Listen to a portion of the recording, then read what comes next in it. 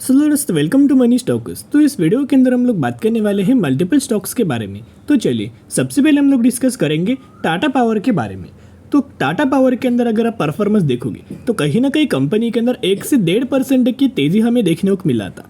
अगर आपने वही दोस्तों during the market Tata power का परफॉर्मेंस देखा होगा तो यही हमें 2.5 से 3% के आसपास हमें टाटा पावर के अंदर हमें तेजी देखने को मिल रहा था। लेकिन क्या आपको पता है कि कल के दिन जो मार्केट के अंदर हमें गिरावट हुआ था, कहीं ना कहीं निफ्टी 50 की अगर बात की जाए तो निफ्टी 50 250 पॉइंट से लेकर 300 पॉइंट तक हमें गिरावट नजर आया था। इतना बड़ा गिरावट वाले माहौल के अंदर मार्केट के अंदर अगर टाटा पावर जैसी फंडामेंटल स्ट्रॉन्ग कंपनी के अंदर दोस्तों अगर आपको तेजी आता है ना, तो ज़रूर उस तेजी के अंदर ज़रूर कोई ना कोई खबर हमें देखने को मिल चुका है, जिस वजह से हमें टाटा पावर के अंदर तेजी आया है। तो जितने सारे अपडेट्स हैं ना, चलिए एक एक करके अपडेट्स के बारे में डिस्कस कर लेते हैं। एंड कहीं ना कहीं पिछले एक महीने में टाटा पावर के द्वारा 14 से 15% तक की तेजी रिटर्न्स शेयर होल्डर्स को प्रोवाइड कर चुका है।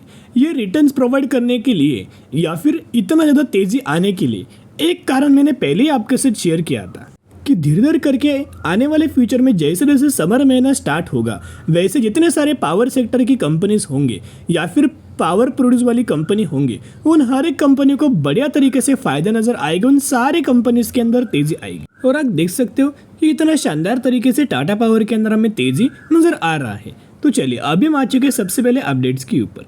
FPI warm up to power stock amid raising electricity demand, यानी कि FPIs जो फॉरेन पोर्टफोलियो इन्वेस्टर है वो, यानी कि इसे आप फॉरेन इन्वेस्टर भी दोस्तों बोल सकते हो।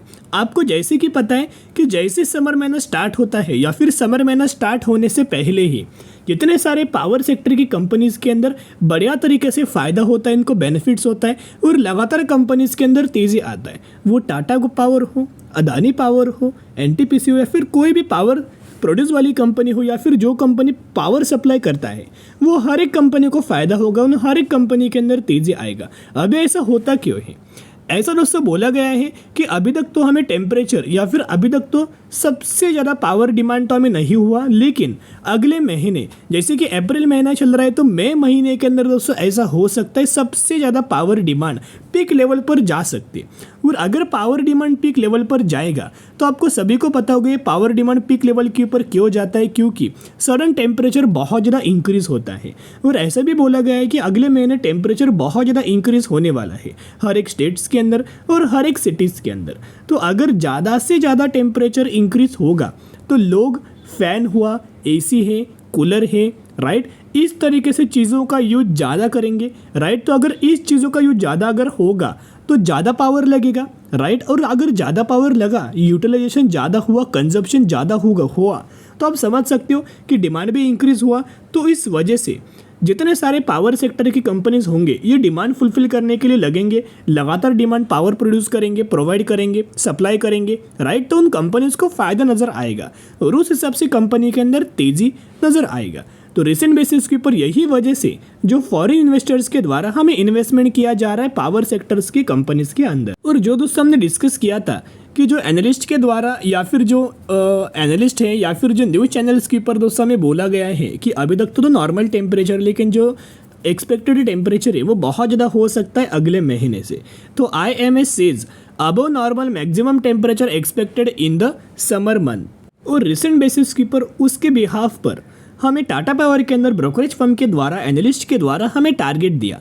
इनका मानना है कि टाटा पावर कंपनी का जो टारगेट है ना वो 490 रुपये से लेके 500 रुपये तक का टारगेट कंपनी अचीव करके दे सकता है। और ये जो टारगेट है वो शॉर्ट टर्म बेसिस के ऊपर दिया है, नियर टर्म बेसिस के ऊपर हमें दिया गया है। तो चलिए अभी दोस्तों हम लोग आ चुके टेक्निकल चार्ट के अंदर। देखिएगा जितना ज़्यादा कंपनी का बिजनेस अच्छा होता है, कंपनी के पैरामीटर्स भी अच्छे चाहिए और उसके साथ साथ कंपनी का टेक्निकल चार्ट भी अच्छा चाहिए। जो करंट बेसिस के ऊपर टाटा पावर का बिजनेस भी अच्छा है, पैरामीटर्स भी अच्छे हैं और टेक्निकल चार्ट तो बहुत ज़्यादा बुलिश है। और कब से हम लोग इस कंपनी के बारे में आपके साथ शेयर करें, जब से ये कंपनी 190 रुपये पर ट्रेड कर रहा था, 200 रुपये पर ट्रेड कर रहा था, रेंज के अंदर बिलोंग कर रहा था, तब तो दोस्तों हमने आपके साथ शेयर करते आ रहे हैं। और खुद हमने कहीं ना कहीं 210 रुपये के आसपास हमने खरीदारी किया था जब ब्रेकआउट होते समय, और दूसरा बार जो हमने खरीदारी किया था 240 पर हमने खरीदारी किया था, जब टाटा पावर 270 रुपये से जाके फिर नीचे आया था 240 रुपये के आसपास। उसी लेवल्स के आसपास हमने और ज़्यादा क्वांटिटीज़ को इंक्रीज किया था, बाइंग किया था। और अभी आप देख सकते हो जैसे जैसे हमने बाइंग किया वैसे वैसे लगातार कंसिस्टेंटली बेसिस के ऊपर तेजी हमें टाटा पावर के अंदर आ रहा है, राइट। क्योंकि ये कंपनी रिन्यूएबल एनर्जीज के अंदर भी काम करता है, सोलर के अंदर भी काम करता है। या सोलर के अंदर तो नंबर 1 कंपनी है रूफटॉप्स के अंदर। उसके साथ साथ ये कंपनी पावर सेक्टर से बिलोंग करता है, इलेक्ट्रिक व्हीकल्स के अंदर भी हमें कंपनी काम कर रहा है। अभी अगर आप ऑब्जर्व करके चलेंगे नीचे से कंपनी के अंदर एक ट्रेड लाइन हमें देखने को मिल रहा है। इसी ट्रेड लाइन के ऊपर लगातार टाटा पावर हमें सपोर्ट लेता है। जितने बार टाटा पावर ये ट्रेड लाइन पर आया है लगातार हर एक बार कंपनी के द्वारा सपोर्ट लिया गया है। एंड ऊपर से अगर आप देखोगे एक रेजिस्टेंस लेवल था जो कि हमने डिस्कस किया था टेक्निकल चार्ट स्टडी करते समय। जब कंपनी इस लेवल पर हमें ट्रेड कर रहा था, यही लेवल्स के ऊपर हमने आपके साथ शेयर किया था ब्रेकआउट आने का बहुत ज़्यादा चांस यहाँ है। क्योंकि एक कैंडल को अगर आप ऑब्जर्व करके चलेंगे, थोड़ा बहुत मैं जूम दोस्तों आपके साथ करना चाहूँगा। देखिएगा ये कैंडल के आपको दिखाई दे रहा है, ये कैंडल को ऑब्जर्व करना कि कैंडल की बिहेवियर दोस्तों बहुत ज़्यादा इंपॉर्टेंट होता है, राइट। बुलिशनेस के लिए या फिर बियरिशनेस के लिए क्या बायर्स इंटरेस्टेड है, राइट, क्या सेलर्स इंटरेस्टेड है।